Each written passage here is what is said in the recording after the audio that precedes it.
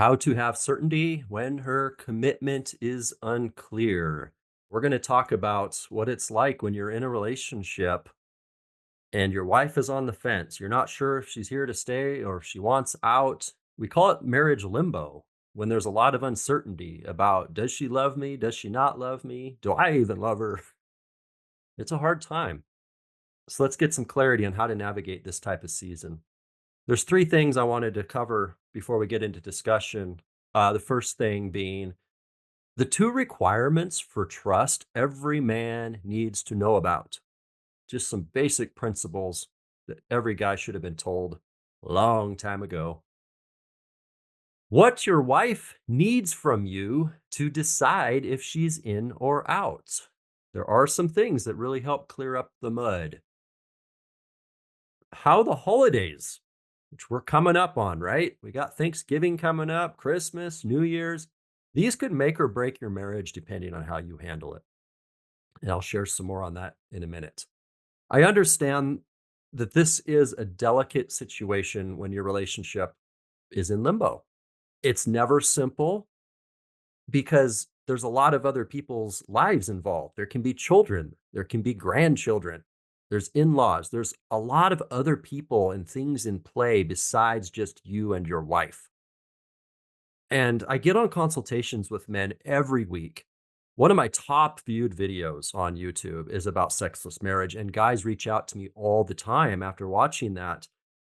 And it's hard because these are guys that are really committed, they've really worked hard, they've provided, they're decades into their marriage, and their children are, their family unit is there. But here they've been in a situation where she hasn't really been romantically involved in the relationship for a very long time. And for him to just walk away from that, that breaks the family apart, that leaves the children in a broken home. So I understand that like it's not just a simple, straightforward solution when we're in these positions, but there are some principles we're going to learn tonight to help us understand what we should be doing with confidence. There's many men that have walked this path. It may feel like you're in an isolated situation, but there's so many guys that have had to go through this. So, two requirements for trust every man needs to know about. I have a picture here of two people in their own isolated bubbles. You could think of that as like the walls of safety. You can build walls emotionally that like protect you from pain and hurt. But that's not being connected to another person. That's not being intimate with another person. And the primary function of a romantic relationship is that there is that connection. So without the trust, you are just isolated.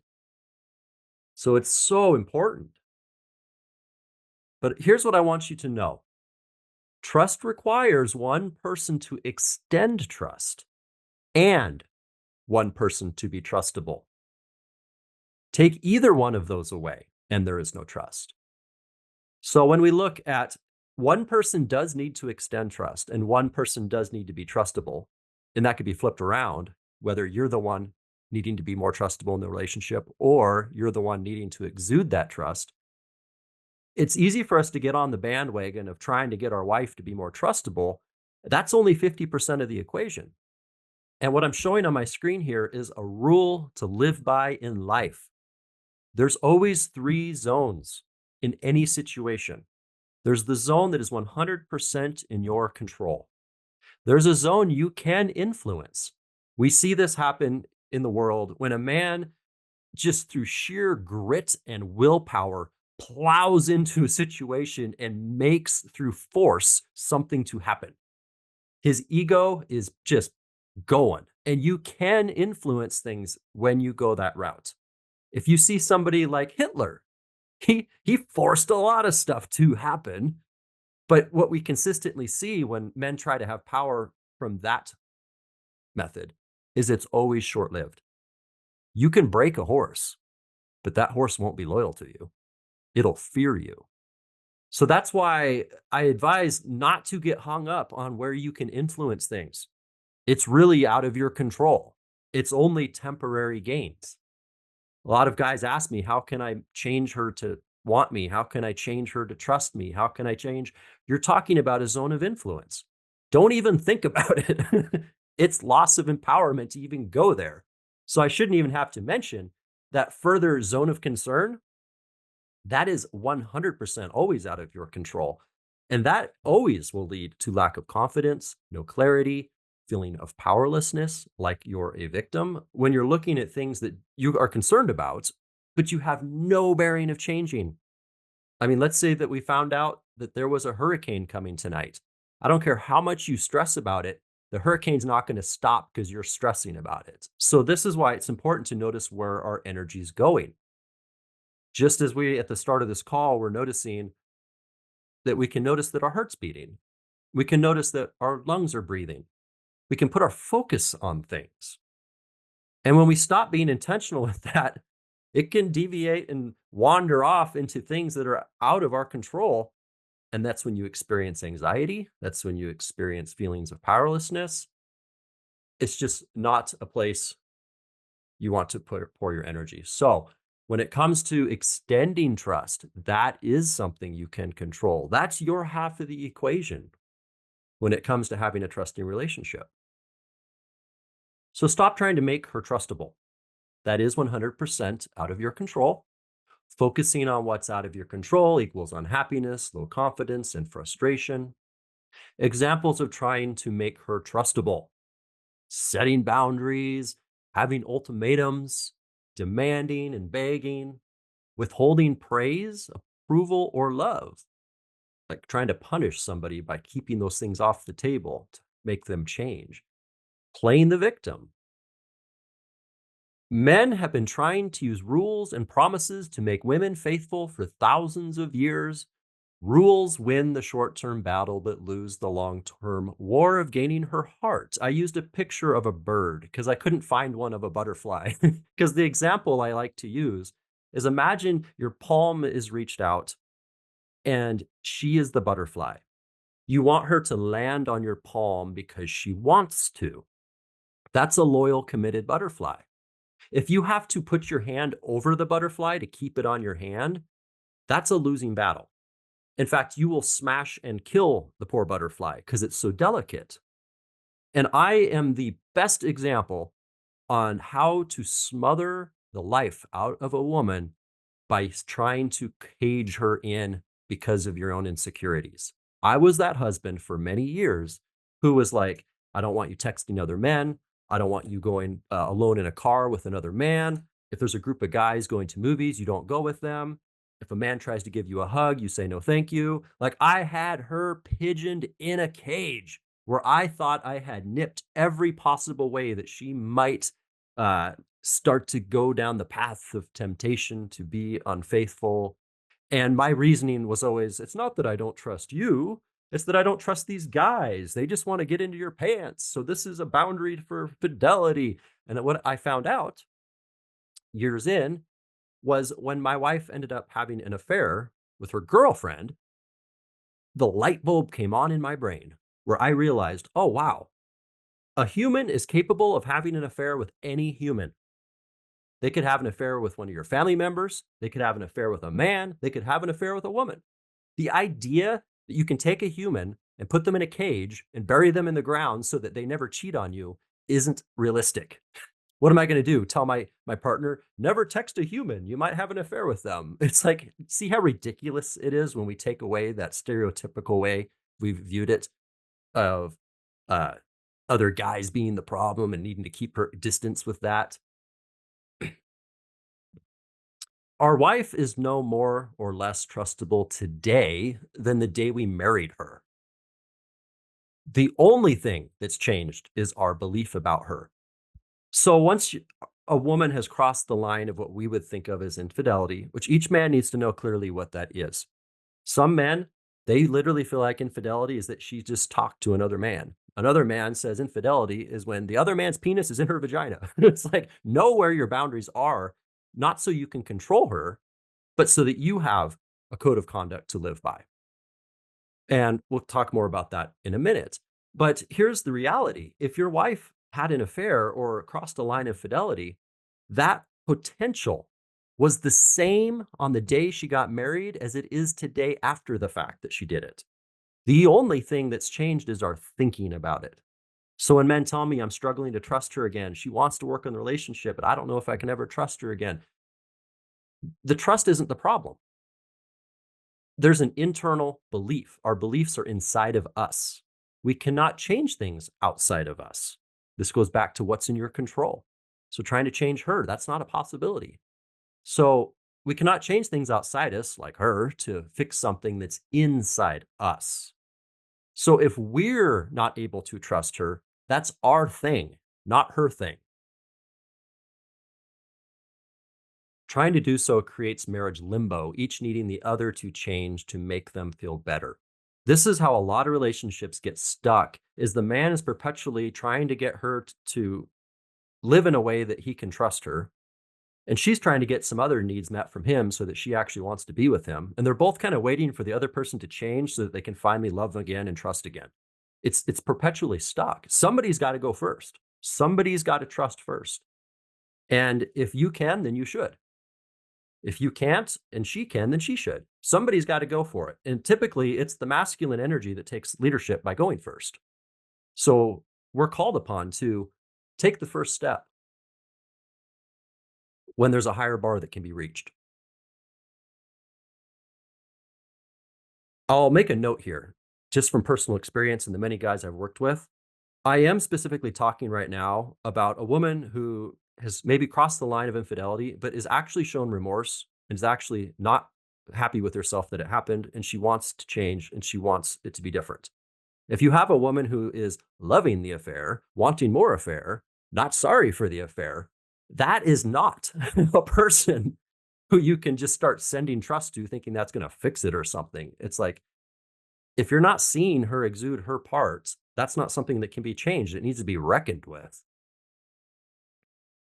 But there are two things to place your trust in to guarantee long-term happiness and confidence. And those two things are trust in yourself and trust in principles.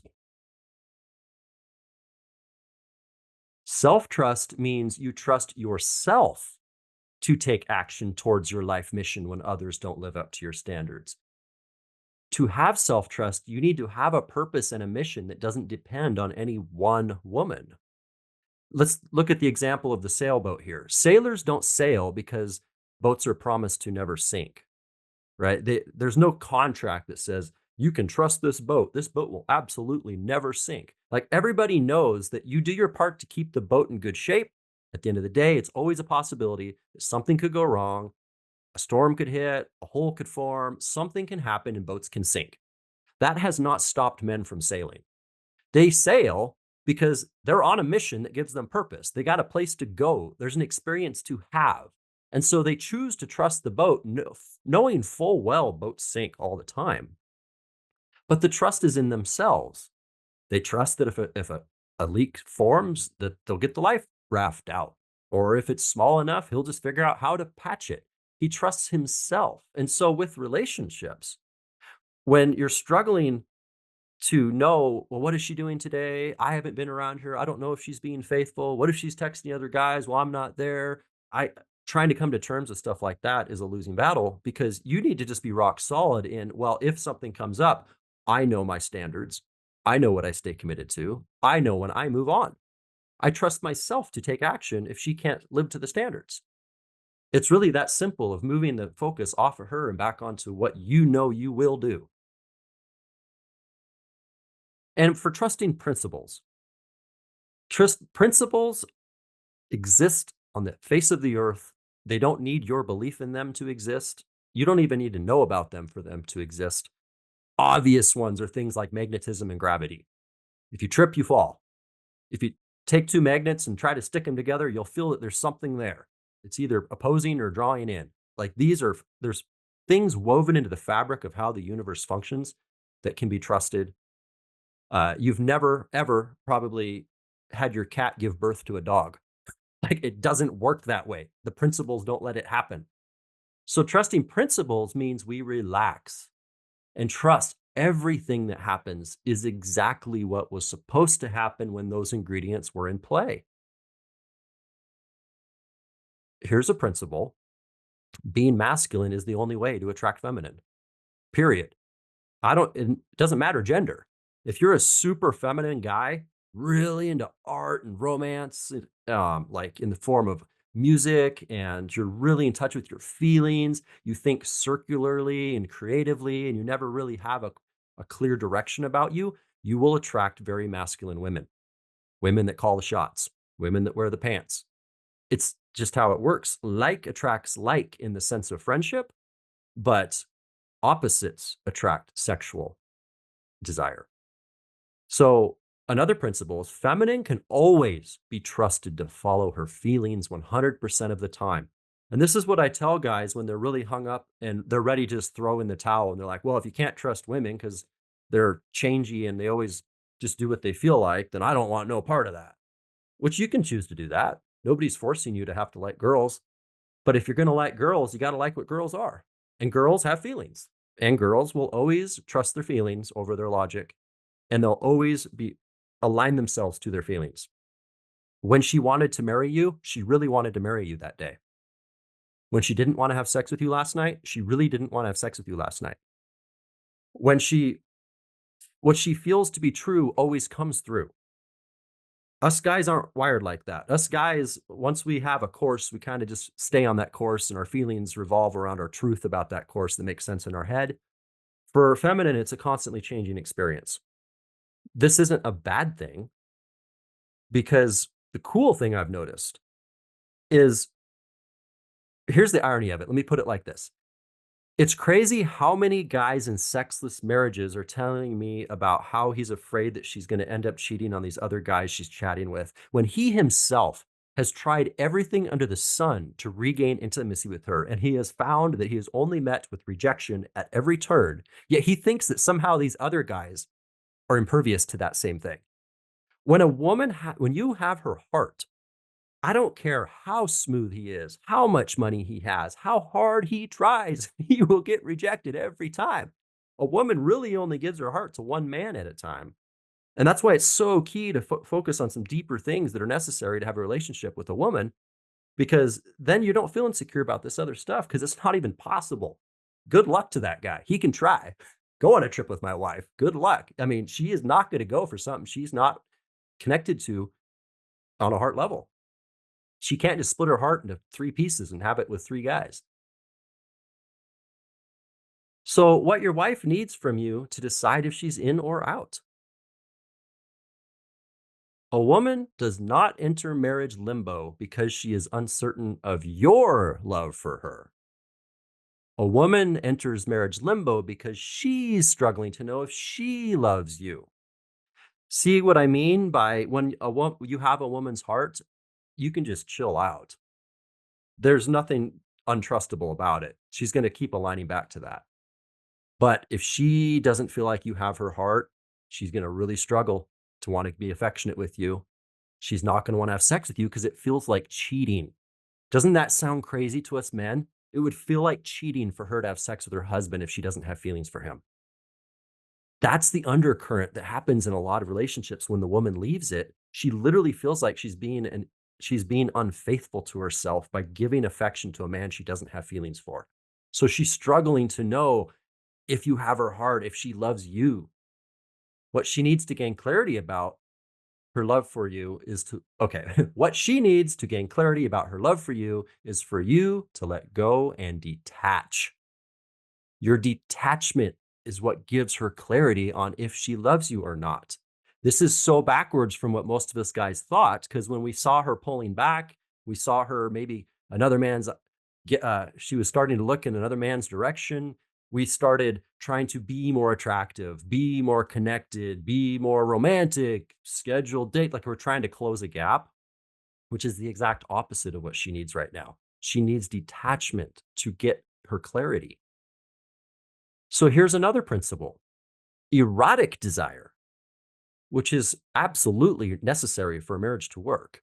Otherwise, you're just married to your sister or your mom or your secretary. Like she's your lover. Your lover should have erotic desire for you. It comes from wanting, not from having. If you love her, you do need to set her free by detaching. So here's a picture of the butterfly being set free instead of trying to shove it inside the glass case so it stops trying to cheat on you. takes a lot of self-security and trust in the principle to do this. But the reason it's so powerful is when that butterfly flies back, you can't get rid of it. You can try to, and you won't be able to because attraction is now in your favor. Attraction is the magic that works 24/7 while you're out making a living. It's at home doing its business in her head, living there rent free. It's the most strongest glue that can keep a couple together. So here's what you're needing to detach from. You're needing to detach from her needing to make up her mind, her needing to validate you, her needing to give you sex, her needing to give you certainty, her needing to get her shit together. You need to detach from her moods affecting your moods. You need to detach from her responses affecting your responses. And some men have even found that filing for divorce at this stage can be incredibly attractive if it's done from the right place. There's a big difference between a man filing for divorce because he's so miserable, he's seeking relief. And there's a difference between a man filing for divorce because he's giving her the ultimate fuck you. It's the man who loves her so much that he sees that the cage he built that he thought she would love, she hates. And he's like, you know what? If this isn't working for you, I'm going to let you go and find what you need then. It's from a place of love that he lets her go. And that is like the ultimate detachment. But we don't need to run straight to the divorce courts on the first few months of a marriage struggle. These other things can be practiced first and practiced for quite a while. I did want to touch on this call briefly about how the holidays can make or break your marriage depending on how you handle it. I went into this oblivious once in my past. I've seen a lot of guys do this one because us men tend to put a lot of thought into like, well, we'll be together over the holidays, Christmas morning's coming, the family's together. And we tend to think it'll be a time of getting closer and maybe our marriage will even be more improved as we have more family time. And the opposite happens because there's an element. Well, let's see. I think I put it in these slides, actually. Let me just read them. So more divorces are filed in January than any other month of the year. 80% of them are filed by women. Okay, so this fun, let's get together with the family season that's coming up isn't so fun for for a woman who's struggling to know if she loves this person. I want you to take leadership for this holiday season by creating what you love without needing her to participate or contribute in order for you to be happy. Because I had a lot of expectations. Oh, we'll get Christmas tree together. We'll get hot chocolate on the way. We'll take the dogs. It'll be a great bonding time. Like I really built up a lot of stuff that would involve her. And if she wasn't in the mood for it that day, or she wasn't really feeling it, and I was dragging her along, it just felt like tons of pressure and expectation. She needs to put on a nice face because the family's coming over tonight.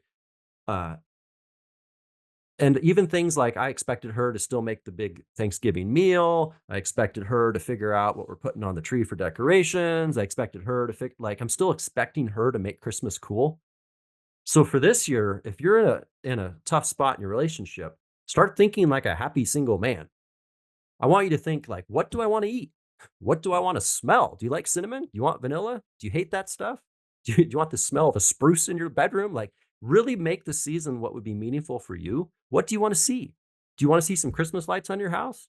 Do you want to see nothing on your house? Do you want to see wallpaper on your kitchen cabinets? Like make the season about how it would be fun for you. I know those are all like physical elements, but on a relationship level, do you want to see some extended family? Do you want to see a friend you haven't spoken to in years? Do you want to see absolutely nobody and be a hermit in a cabin on a snowy mountain? Decide what you want that'll make your Christmas great. Invite her into that with zero expectation that she will join or not. Make it fun just for you. That is going to release a massive amount of pressure and expectation that is clouding her. It's making it hard for her to decide if she wants to be with you because she feels so obligated to have to. Remove that have to and watch as the woman's clarity comes back. And she either does realize, hey, I care about this guy and he has a really nice life. And I wish I was over there at the fireplace with him right now drinking cider. He looks like he's having a great time tonight. Or she's going to realize in your absence that this isn't somebody I love. This isn't a man I can respect. This isn't a man that I can do life with, which we need to be okay with. Okay, we can't force somebody to love us. We can only focus on being the best version of ourselves and letting that either be something she can't resist or be something she can't stand, and let her make that choice as it becomes more clear. And this is where the work is with the men I'm working with. We're getting clear on what's my best self look like. What is my passion that's beyond my family and wife? How am I making progress in a life mission that's bigger than all of this? How do I respond to chaos? How do I respond to uncertainty? Because until your best self comes forward, you're doing her an injustice because she doesn't know if the man that she's with right now is the man that she adores. Because if the version in the past was the immature version, the needy version, the little boy version, she's struggling like, is that what I'm stuck with? Is that it? You'll never look back with regret when you become the best version of yourself before taking any major action. Let things slow down. Take time for her to experience the new you by giving that detachment, putting some space between you, and just focusing on what your life looks like without her. What's awesome about it? What do you do that you love? How do you create a meaningful day when you need something like another connection with a human or a sense of fulfillment? Like, if we don't have answers to these things, I guarantee she doesn't have answers to it. And I guarantee she feels kind of responsible to figure it out for you because nobody seems to know. And that expectation in of itself can drain her and weigh her down. So you're taking a lot of load off the table by figuring out yourself this stuff and getting clear. So that's what I'm helping men do in the coaching. By the way, I'm going to give you guys all a free copy of my book just for showing up to this call. This is a book in progress. I've actually taken chapters out, added chapters in, and I'm planning on revamping the first three very soon. I'm continuing to adjust it as I get feedback from guys, as I see things play out in the guys I'm working with. I'm continuing to update it so it's more relevant to what actually works, what I'm experiencing with people.